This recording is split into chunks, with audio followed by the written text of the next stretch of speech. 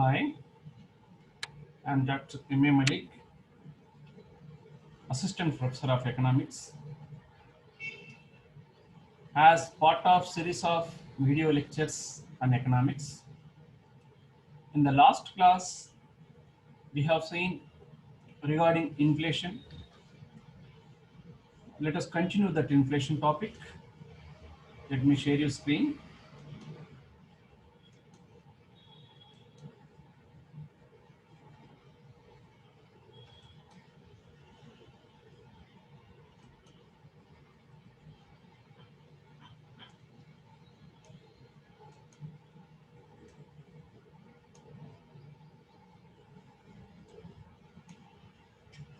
So, in the last class, we have seen the meaning of inflation, and uh, it is sustained upward trend in the general level of prices, that is continuous rise in prices is called inflation.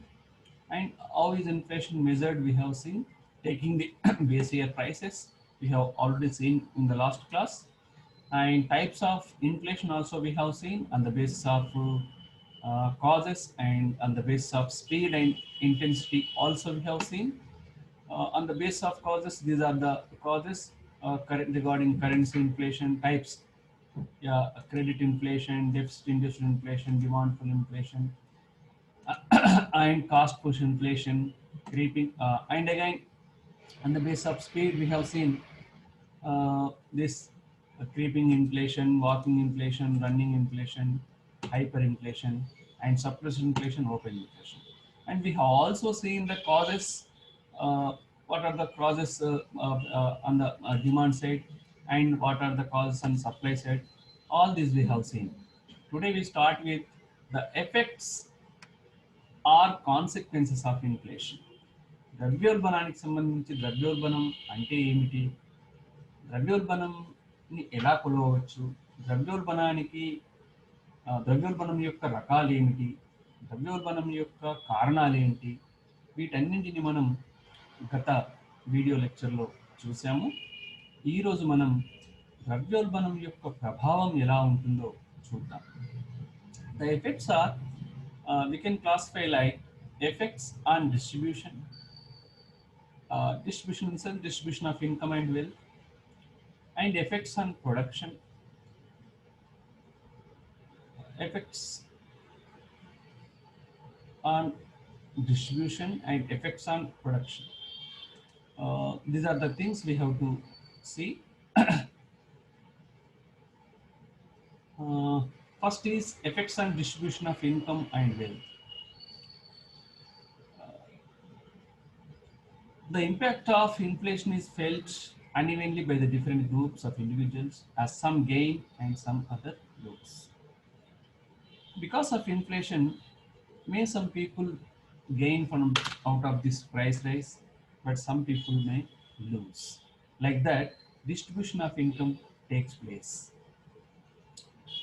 maybe from richer to poorer. We can see here.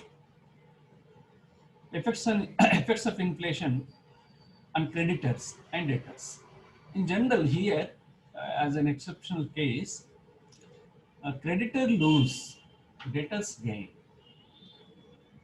How creditors lose? For example, if I have given 100 rupees today, and from that, 5 notebooks were purchased, being a rupees 20 for one piece. But after 3 months, that 100 rupees was returned to me by someone else. By then, the price of notebook raised to 25 from 20. So how can I, how much notebooks could I able to? Only 4. Previously this 100 rupees, to whom I have given the 100 rupees, purchased 5 notebooks. But after 1 month, I have, I will be able to purchase only 4 notebooks. So if I receive that rupees 100 only, I can purchase only 4 notebooks. So in this aspect, creditors lose, debtors gain. Debtor here could get 5 notebooks, whereas creditor could get only 4 notebooks, like that. And producers and workers. Producers gain because the product prices of production increases.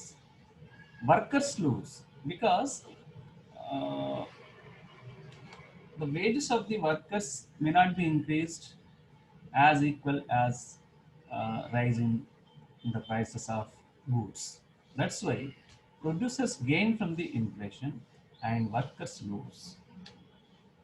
రుణము ఇచ్చిన వారిపైన తీసుకున్న వారిపైన చూసినప్పుడు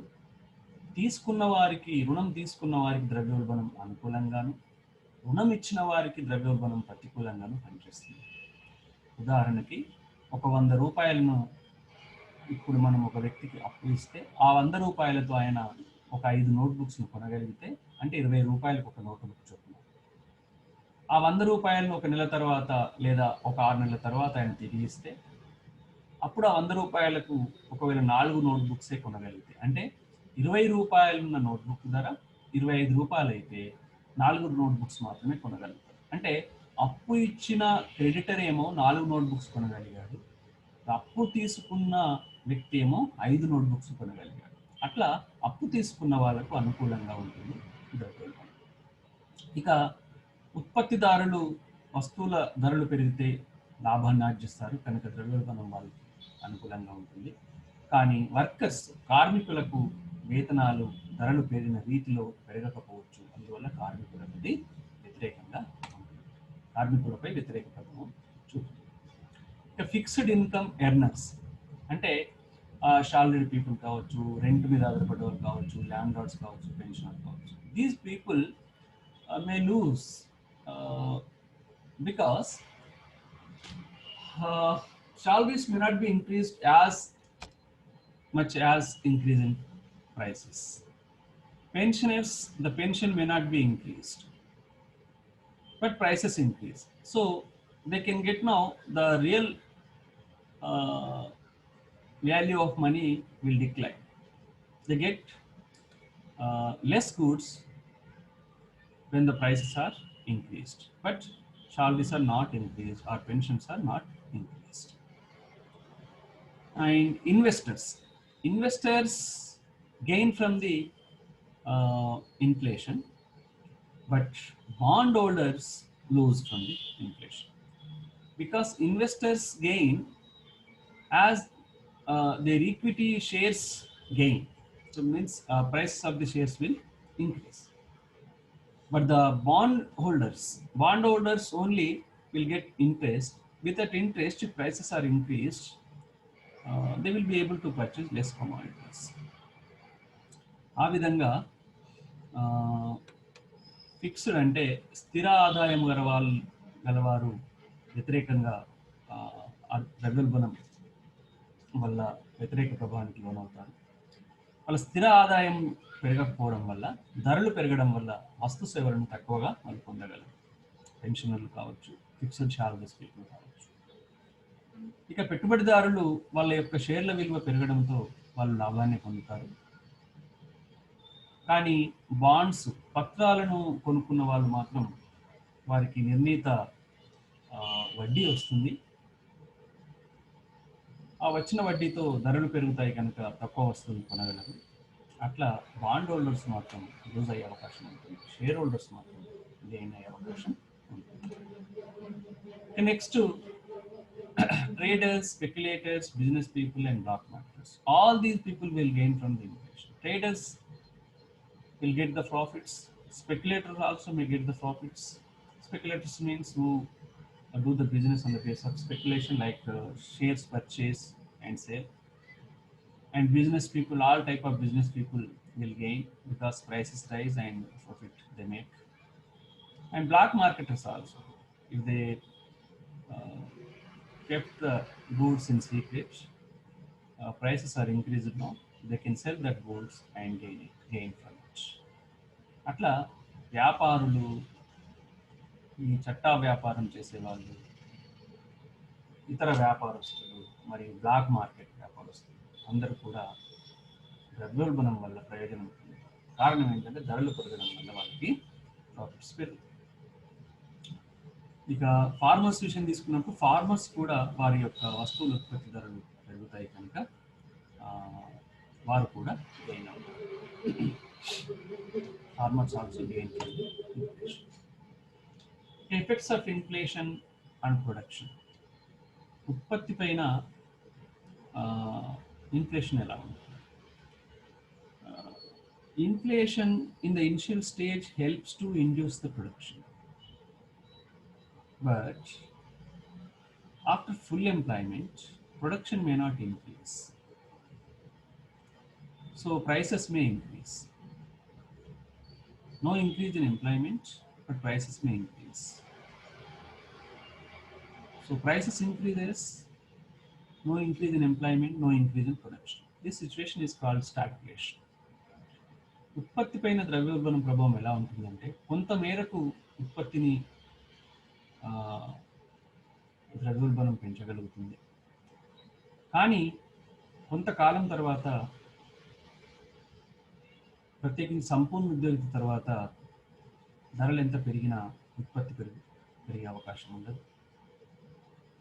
ఉద్యోగిత పెరగదు, ఉత్పత్తి పెరగదు, ధరలు మాత్రం పెరగదు. అట్లా ఉత్పత్తిలో కొన్ని రోజుల తర్వాత నిలుపుదల వచ్చి, ఉద్యోగితలో నిలుపుదల వచ్చి, ధరలు మాత్రం పెరుగుతున్న స్థితినే స్టాగ్ఫ్లేషన్ అంటారు. ద్రవ్యోల్బణాంతర స్తబ్దత అని.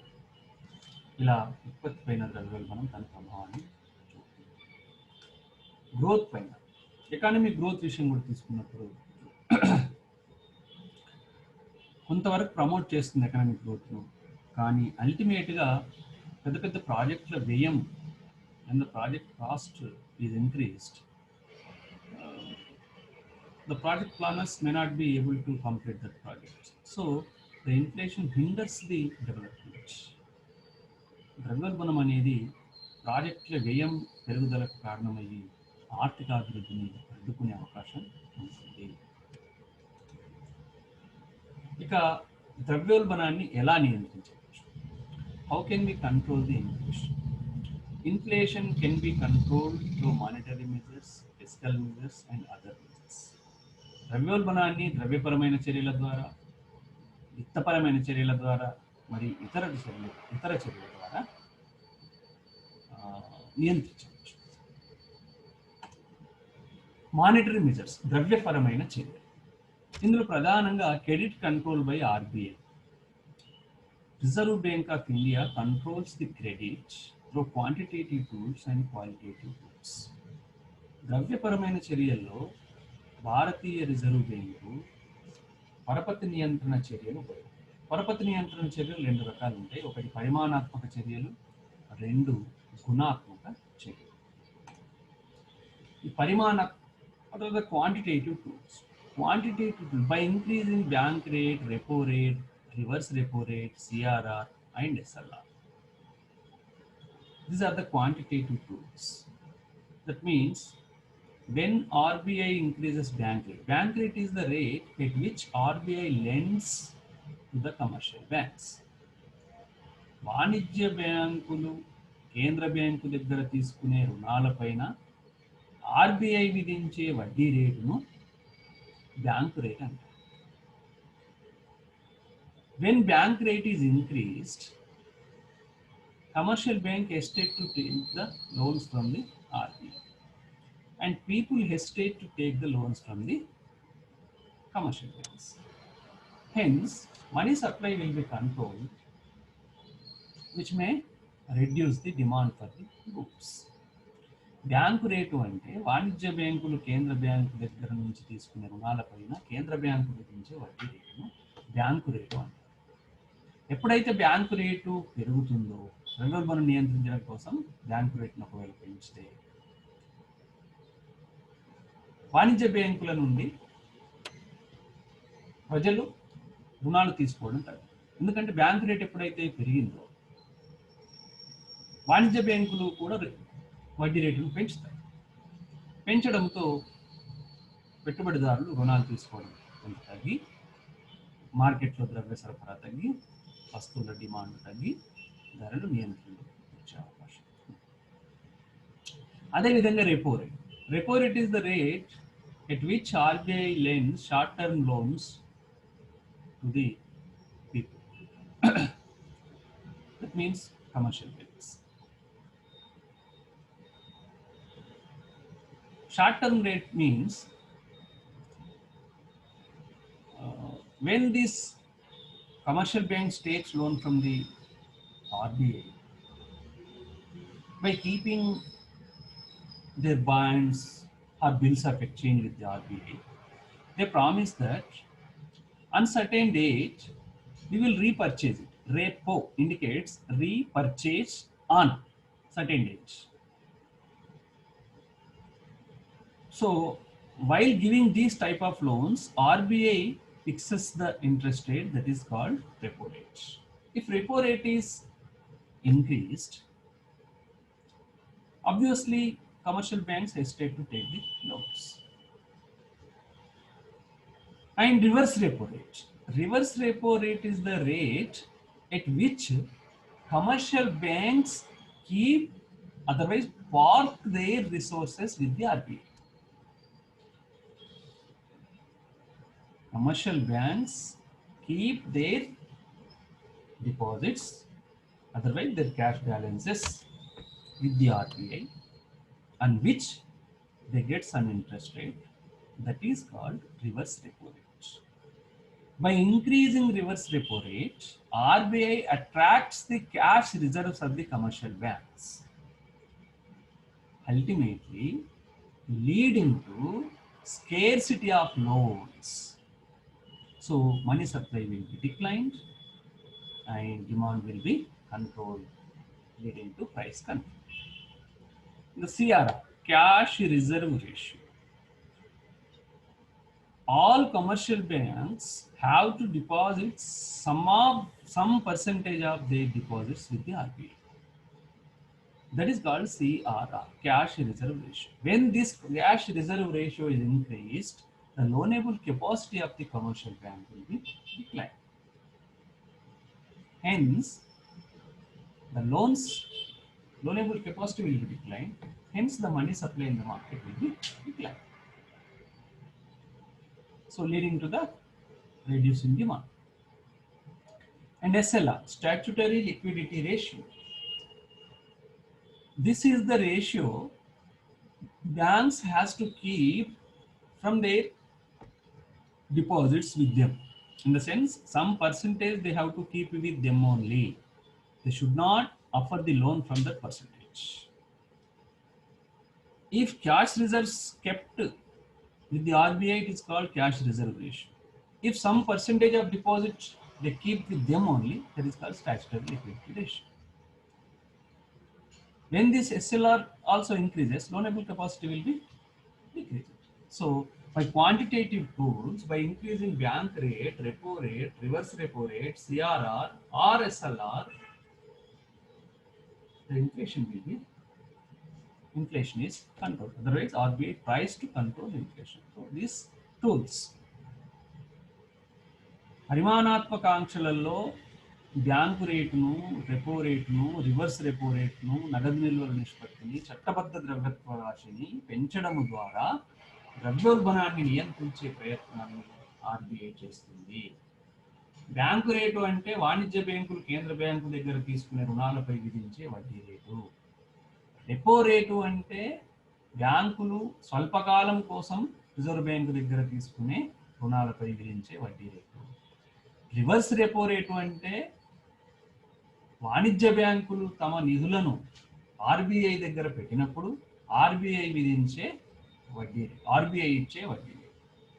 సిఆర్ఆర్ అంటే క్యాష్ రిజర్వ్ రేషియో, నగదు నిల్వల నిష్పత్తి అంటే వాణిజ్య బ్యాంకులు తమ డిపాజిట్లలో కొంత మొత్తాన్ని కేంద్ర బ్యాంకు దగ్గర పెట్టడాన్ని cash reserve ratio. S L R statutory liquidity ratio, చట్టబద్ధ ద్రవ్యత్వ రాశి. వాణిజ్య బ్యాంకులు తమ డిపాజిట్లలో కొంత మొత్తాన్ని తమ దగ్గరే ఉంచుకోవడాన్ని చట్టబద్ధ ద్రవ్యత్వ రాశి అంటారు. వీటిని పెంచితే ఏమవుతుంది? బ్యాంక్ రేటును పెంచితే బ్యాంకులు వడ్డీ రేటును పెంచుతాయి, ఫలితంగా రుణాలు తీసుకోవడం తగ్గుతుంది. ఫలితంగా ద్రవ్య సరఫరా తగ్గి డిమాండ్ తగ్గి. రెపో రేటును పెంచితే కూడా బ్యాంకులు ఆర్బీఐ దగ్గర రుణాలు తీసుకోవడం తగ్గడం, మరియు బ్యాంకుల దగ్గర వ్యక్తులు రుణాలు తీసుకోవడం తగ్గడం. రివర్స్ రెపో రేట్ అంటే, రివర్స్ రెపో రేట్ ఒకవేళ పెంచితే వాణిజ్య బ్యాంకులు అట్రాక్ట్ అయ్యి కేంద్ర బ్యాంకు దగ్గర నిధుల్ని పెడతాయి. అటువంటిప్పుడు ఏమవుతుంది? లోనేబుల్ కెపాసిటీ, రుణాలు ఇచ్చే సామర్థ్యం తగ్గిపోతుంది. ఫలితంగా ద్రవ్య సరఫరా తగ్గిపోతుంది. నగదు నిల్వల నిష్పత్తి పెంచితే డిపాజిట్లో ఎక్కువ మొత్తం ఆర్బీఐ దగ్గర ఉంటుంది, కనుక లోనేబుల్ కెపాసిటీ తగ్గుతుంది.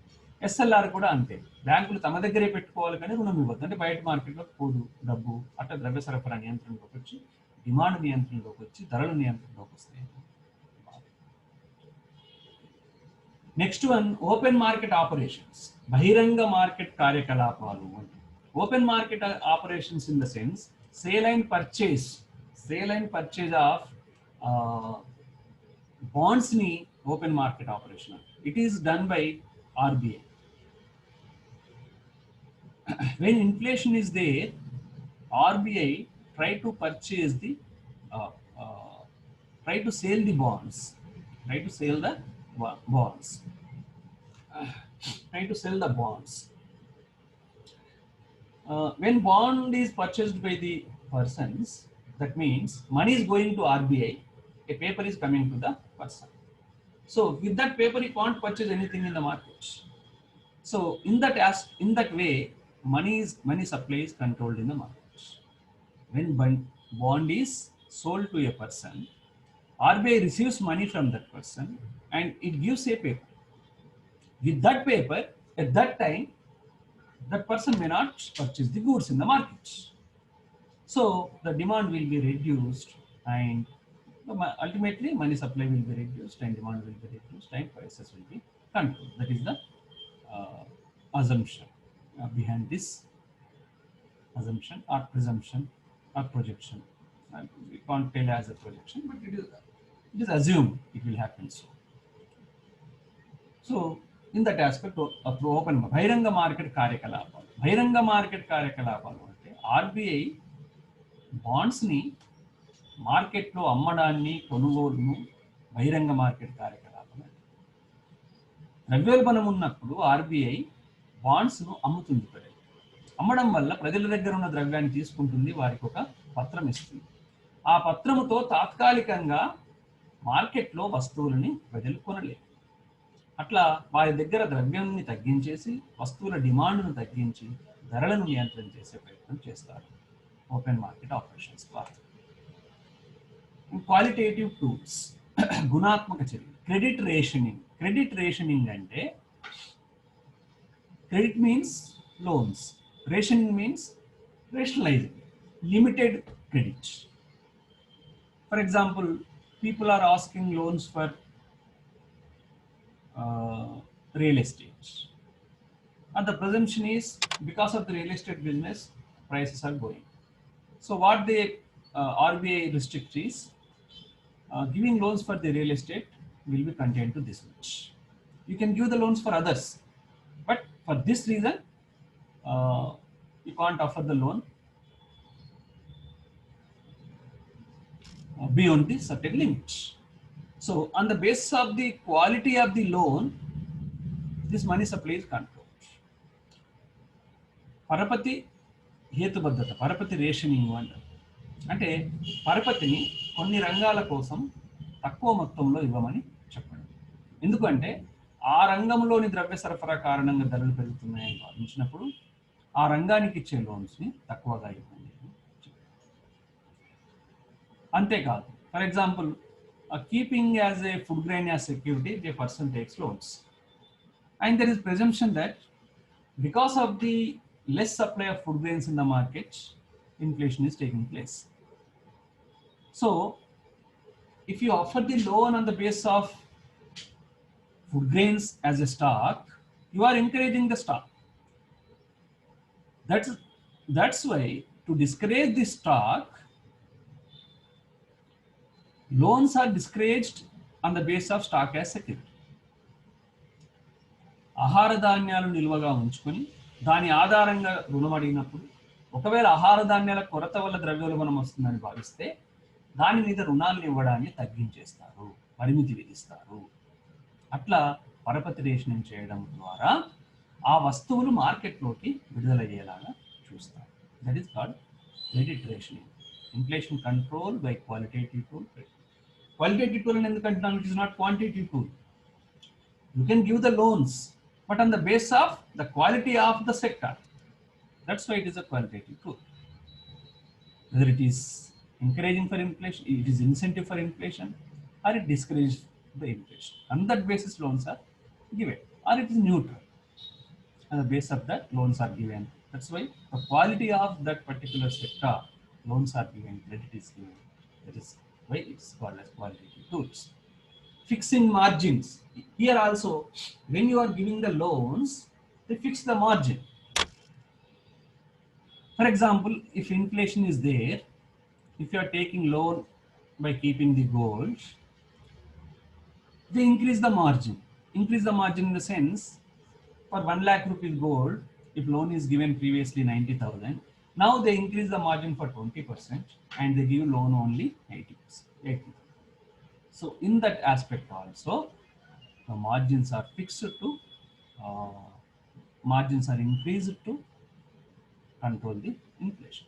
In the previous calls, example also, if the food grain stock is there, they are asking loan, 1 crores value of food grain is there, and to discourage it, banks may offer only 25% loan. That is 25 lakhs only loan will be given.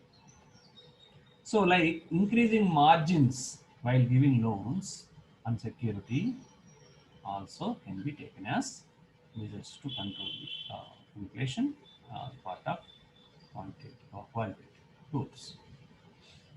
And another measure is, so far we have discussed demand side, that is through the monetary measures. Now we will go to the fiscal measures. Fiscals means fiscal sector includes public expenditure, public revenue, public debt. Through all these tools, how can the inflation be controlled? Reducing public expenditure. By reducing public expenditure, you can decrease the money supply in the market so that you can reduce the demand for the goods. When public expenditure is made, it will go to the people's hands. When it is reduced, you are controlling the money supply.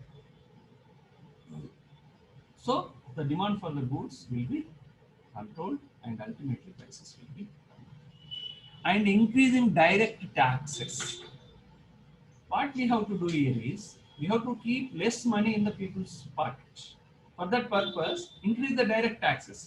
When income tax is increased, so what happens? Most of the income is go to the government and less of the income will be kept with the people. So ultimately, the demand for the goods may be reduced. And decreasing indirect taxes. When indirect tax is imposed, prices are increased. When excise tax or GST is imposed on production and or sale, what they do ultimately, they add it to the cost and they increase the price and they sell it to the consumer. So whenever indirect tax is imposed, prices are increased. That is the reason it is better to reduce the indirect taxes to control the inflation. And surplus budget. Surplus budget means we have to collect the money from the people more and give the less. The expenditure will be less and collection will be more by the government. That is surplus budget. And public debt. Through public debt also you can control the inflation. You can take the money from the people as a debt. That is called market loan. So that money supply in the market controlled and demand will be controlled, ultimately prices will be controlled. ఈ రకంగా విత్త విధాన చర్యల ద్వారా కూడా ద్రవ్యోల్బణాన్ని నియంత్రించవచ్చు. విత్త విధాన చర్యలలో ప్రభుత్వ వ్యయాన్ని తగ్గించడం ద్వారా ప్రజల దగ్గర ద్రవ్యం సరఫరా తగ్గించి వస్తువుల డిమాండ్ తగ్గించి ధరలు తగ్గించవచ్చు. Increasing direct taxes. ఉదాహరణకు ఆదాయ పన్ను పెంచడం ద్వారా ప్రజల దగ్గర ద్రవ్యాదాయాన్ని తగ్గించి వస్తువుల డిమాండ్ తగ్గించవచ్చు. Decreasing indirect taxes. వస్తువుల పైన పరోక్ష పన్నులు వేసినప్పుడు వస్తువుల ధరలు పెరుగుతాయి కనుక వాటిని తగ్గించడము లేదా పెంచకపోవడము చేయాలి. సర్ప్లస్ బడ్జెట్ అంటే వ్యయాన్ని తక్కువ చేయాలి, ప్రజల దగ్గర నుంచి వసూలు మాత్రం ఎక్కువ చేసుకోవాలి గవర్నమెంట్, అట్లా ద్రవ్యోల్బణం నియంత్రణకు వస్తుంది. ఇంకా ప్రజల దగ్గర నుంచి ప్రభుత్వం రుణం తీసుకోవడం ద్వారా ప్రజల దగ్గర ద్రవ్యాదాయాన్ని తగ్గించి, వస్తువుల డిమాండ్ తగ్గించి ధరల నియంత్రణలోకి తీసుకురావచ్చు. నెక్స్ట్ అదర్ మెజర్స్, ఇతర చర్యలు. అల్టిమేట్గా inflation occurred due to mismatch in demand and supply. So far we have seen to control the demand side, but other side is we have to increase the production so that prices are controlled.